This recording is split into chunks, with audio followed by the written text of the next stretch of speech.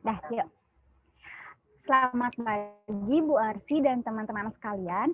Kami dari kelompok 7 pada kesempatan kali ini akan membahas mengenai rancangan pelaksanaan pembelajaran atau yang kita kenal dengan RPP, Bahasa Indonesia bagi anak autis, beserta komponen dan juga prinsip penyusunannya. Kami dari tim penyaji meliputi saya, Anastasia Selviana, lalu ada Diah Pamuratri, Larasati Nurbaiti, dan juga Tiara Justina Putri. Nah, next. Nah, untuk pemaparan materi akan dijelaskan oleh teman kita. Silakan. Nah, sebelum kita masuk ke RPP untuk anak autis, kita harus mengetahui dulu apa itu pengertian autis. Autis berasal dari kata Yunani autos yang berarti self atau diri.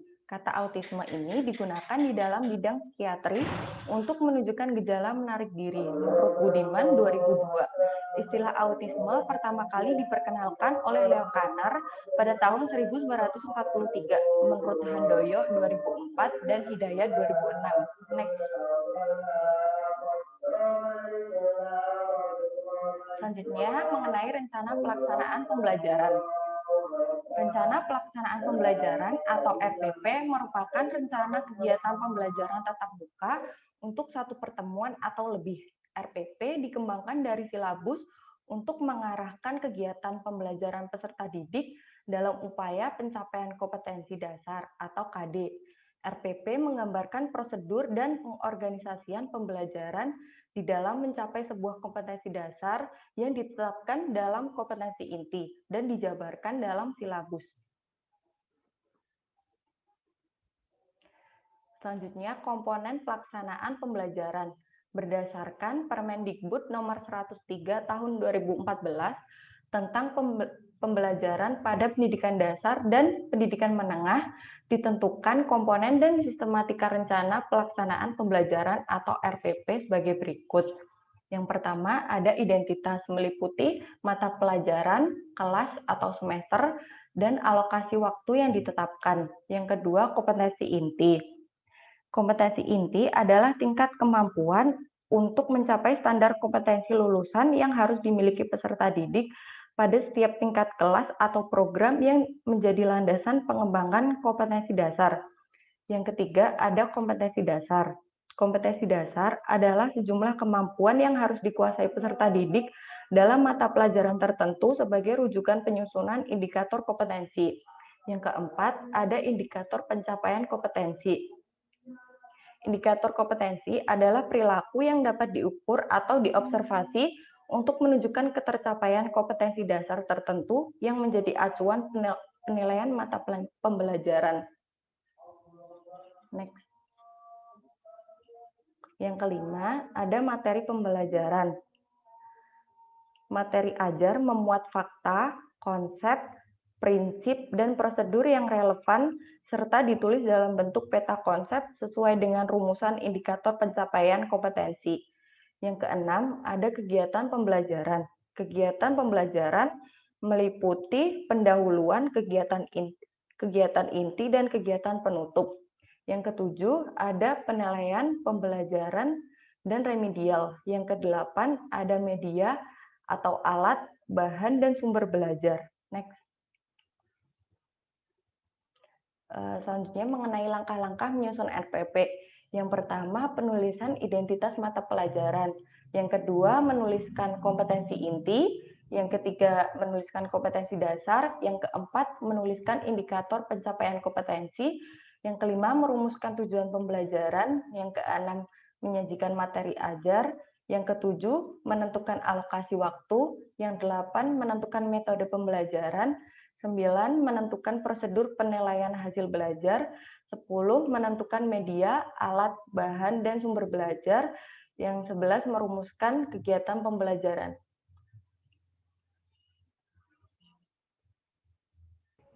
Nah, kali ini kita akan membahas mengenai prinsip dalam pelaksanaan pembelajaran dan pendidikan bagi anak autis. Ada beberapa prinsip terkait pelaksanaan pembelajaran ini. Yang pertama itu terstruktur. Pembelajaran terstruktur ini dimaksudkan bahwa setiap pembelajaran, materi pembelajaran itu dimulai selalu dimulai dari bahan ajar ataupun materi yang paling mudah dahulu, baru nanti diajarkan ke tingkat-tingkat selanjutnya. Nah, namun tetap perlu diperhatikan, tetap perlu masih diingat bahwa materi yang diberikan kepada anak pun juga masih bersangkut paut, merupakan sebuah rangkaian yang tidak terpisahkan dari materi satu dengan materi yang lainnya. Nah, sebagai contoh itu, misalkan guru ingin mengajarkan anak sebuah instruksi untuk mengambil bola merah. Nah, berarti kita sebagai guru itu harus mencontohkan atau memberitahukan dahulu konsep dari kata ambil, konsep bola, dan konsep merah. Lalu setelah itu kita jadi satukan sambil diberitahukan terkait perbuatan yang konkret. Nah, begitulah maksudnya dari prinsip terstruktur. Lalu selanjutnya ada prinsip terpola. Prinsip terpola ini tuh maksudnya adalah anak autis itu kan mereka rutinitasnya itu memang terbentuk secara terpola dan terjadwal dari mulai mereka bangun tidur sampai akhirnya mereka tidur lagi. Semuanya itu terjadwal dan jangan sampai jadwal itu berubah, karena biasanya kalau anak autis itu apabila mereka mendapatkan jadwal yang berubah, mereka akan bingung terus akan cenderung tantrum gitu, karena mereka biasa melakukan jadwal-jadwal yang terpola. Nah, dalam pendidikan pun juga perlu dikondisikan materi atau pelaksana pembelajaran yang teratur, terpola gitu. Namun kalau misalnya ada anak yang memiliki pengetahuan ataupun kognitifnya dia sudah berkembang, kegiatan atau prinsip terpola ini tidak harus dilakukan secara berurutan gitu, tapi sudah mulai sedikit demi sedikit dilatih dengan melakukan sebuah perubahan-perubahan kecil dalam sebuah situasi maupun kondisi di lingkungannya gitu. Hal ini bertujuan supaya si anak yang memiliki kognitif sudah berkembang ini, dia semakin lebih mudah menerima perubahan yang bersifat fleksibel, terus dia juga jadi lebih mudah menyesuaikan diri dengan lingkungannya. Tuh. Next. Lalu ada prinsip terprogram. Prinsip terprogram ini berguna untuk memberikan arahan dan tujuan yang ingin dicapai sehingga dapat memudahkan dalam pelaksanaan evaluasi. Nah, prinsip terprogram ini dilakukan secara bertahap dan tentunya tetap didasarkan pada kemampuan anak. Maksudnya bertahap itu jadi program yang pertama itu akan menjadi dasar target untuk program yang kedua. Lalu program kedua akan menjadi dasar target untuk program yang ketiga dan begitu seterusnya. Jadi terprogram itu saling berkesinambungan juga antara target satu dengan target lainnya agar memudahkan dalam melakukan evaluasi seperti yang tadi saya katakan di awal. Lalu ada prinsip konsisten. Prinsip konsisten ini sangat mutlak diperlukan dalam sebuah pelaksanaan pembelajaran bagi anak autis gitu. Nah, maksudnya konsisten ini adalah apabila contohnya tuh apabila si anak berperilaku positif, kita sebagai guru itu harus segera mungkin memberikan sebuah reward ataupun sebuah penguatan positif juga, sebuah reward diberikan kepada anak supaya dia merasa bahwa oh ternyata tindakan ini benar gitu. Nah, apabila tindakan si anak ini adalah sebuah tindakan negatif atau dia berperilaku negatif, kita pun harus segera mungkin memberikan sebuah peringatan, entah itu punishment ataupun sebuah time out. Time out itu maksudnya kayak dia diberikan waktu, bukan dimarahin ya, seperti kayak disingkirkan dahulu hal yang memicu perilaku negatifnya gitu. Nah, kita sebagai guru ataupun calon orang tua yang nantinya mungkin akan berurusan dengan anak autis, itu harus bersikap yang tetap, terus juga harus bisa merespon dan memperlakukan anak ini secara konsisten, namun juga sesuai dengan karakteristik dan kemampuan dari anak itu gitu. Orang tua maupun guru itu dituntut untuk bersikap dan memperlakukan anak sesuai dengan program pendidikan yang telah disediakan seperti itu. Lalu next.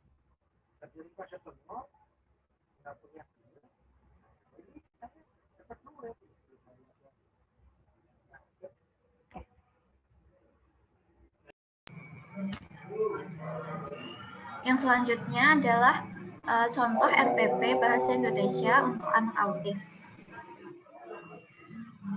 RPP ini digunakan untuk Satuan Pendidikan SDLB Autis kelas 6 semester 1 dengan tema bumi dan subtema daratan. Menggunakan metode pembelajaran saintifik yang merupakan pertemuan ketiga dengan alokasi waktu 35 menit.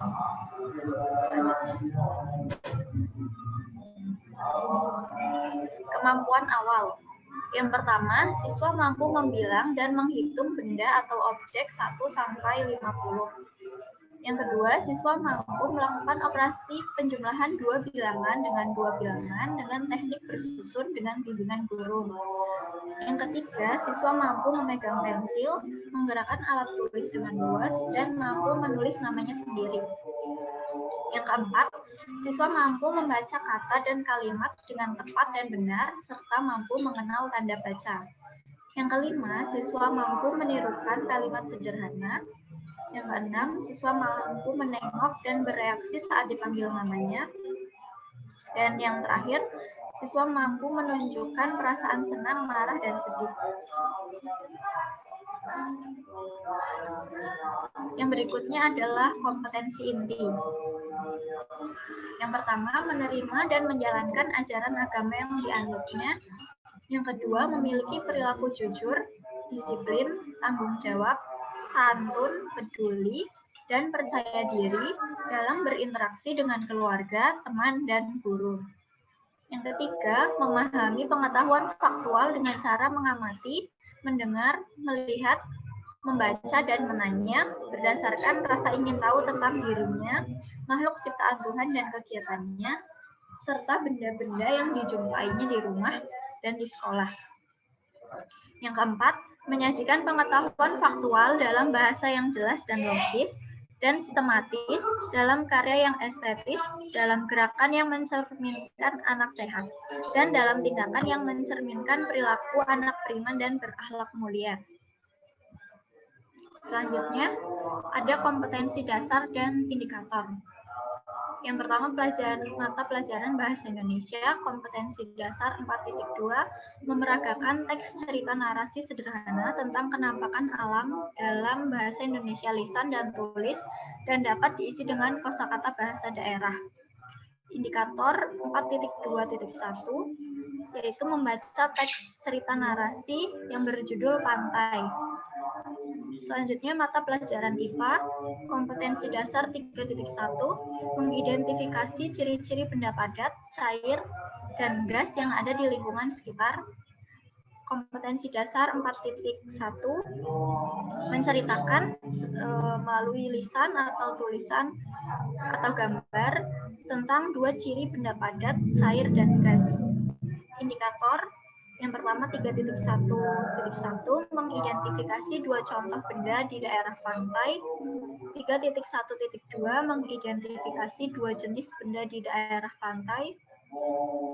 4.1.1, menceritakan tentang benda melalui media gambar. Yang berikutnya, mata pelajaran seni budaya dengan kompetensi dasar 4.1, membuat gambar ragam hias. Dengan indikator 4.1.1, mewarnai gambar pantai. Next. Tujuan pembelajaran yaitu, pertama, dengan mengamati gambar siswa benda-benda di kelas. 2, dengan bertanya, siswa dapat mengemukakan pendapat atau mengajukan satu pertanyaan tentang suasana pantai dengan percaya diri. 3, dengan membaca teks, siswa dapat meningkatkan kelancaran dalam membaca satu paragraf teks pantai. 4, dengan berlatih, siswa mampu mengidentifikasi benda sesuai dengan jenis dari gambar dan mengelompokkan benda sesuai jenis atau 2 jenis benda. Yang kelima, dengan mewarnai, siswa mampu mengekspresikan kreativitas. Materi dalam pembelajaran dalam RPP ini yaitu mengenal penampakan alam pantai, lalu contoh dan jenis benda yang ada di pantai, dan mengenal gambar ragam hias yang berupa pantai.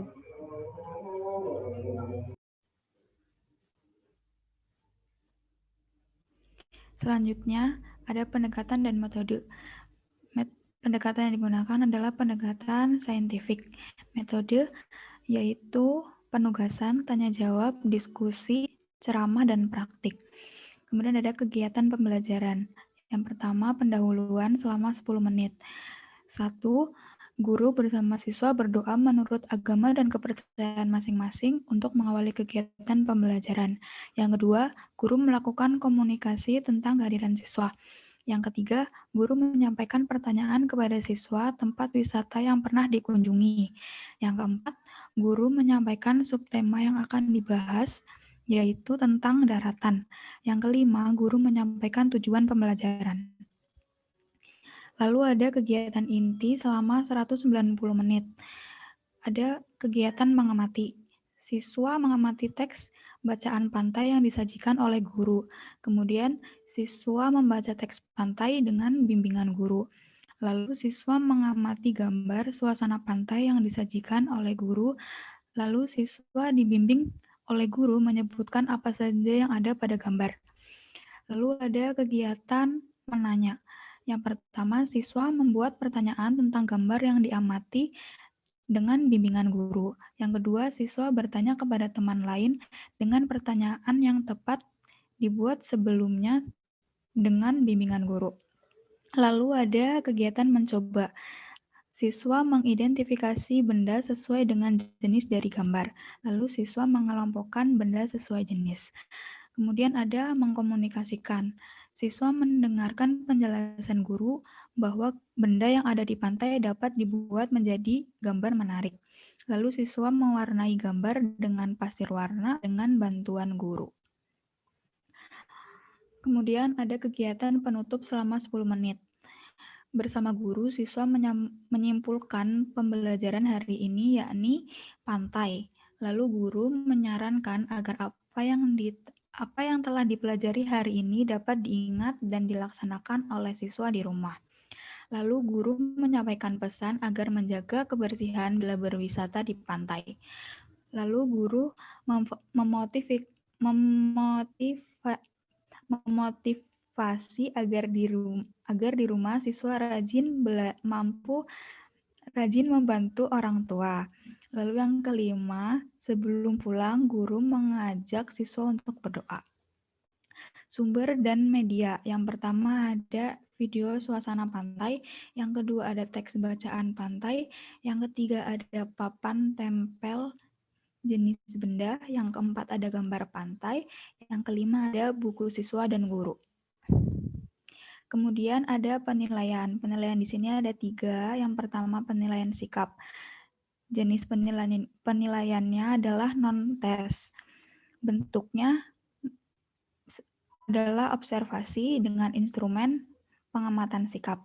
Yang kedua ada penilaian pengetahuan dengan instrumen penilaian adalah penilaian tertulis, jenis soal 5 dan skor maksimal 10. Dan yang ketiga ada penilaian tes untuk bekerja.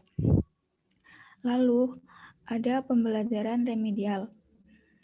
Apabila siswa masih mengalami kesulitan atau belum mampu menguasai materi, akan diberikan remedial dengan pembelajaran yang lebih sederhana.